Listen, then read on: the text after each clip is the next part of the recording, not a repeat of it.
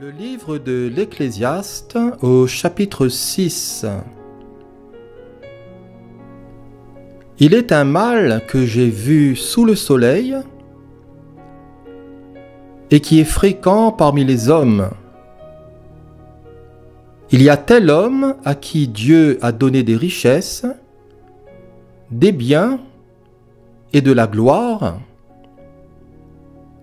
et qui ne manque pour son âme de rien de ce qu'il désire, mais que Dieu ne laisse pas maître d'en jouir, car c'est un étranger qui en jouira. C'est là une vanité et un mal grave.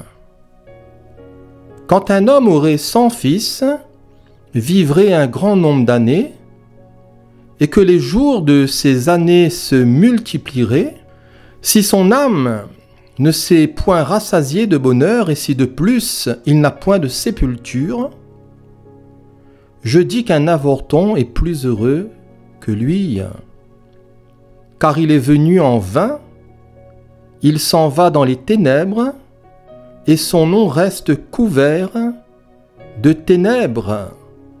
Il n'a point vu, il n'a point connu le soleil, il a plus de repos que cet homme. Et quand celui-ci vivrait 2 fois 1000 ans sans jouir du bonheur, tout ne va-t-il pas dans un même lieu?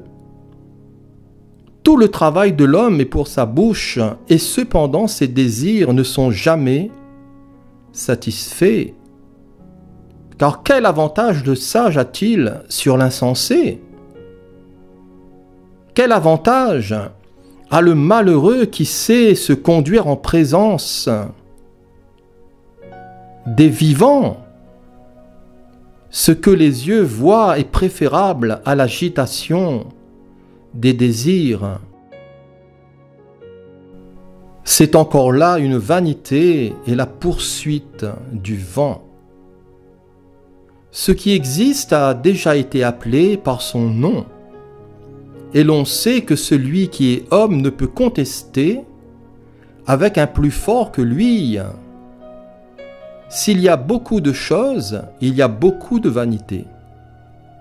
Quel avantage en revient-il à l'homme? Car qui sait ce qui est bon pour l'homme dans la vie, pendant le nombre des jours de sa vie de vanité, qu'il passe comme une ombre? Et qui peut dire à l'homme ce qui sera après lui sous le soleil ?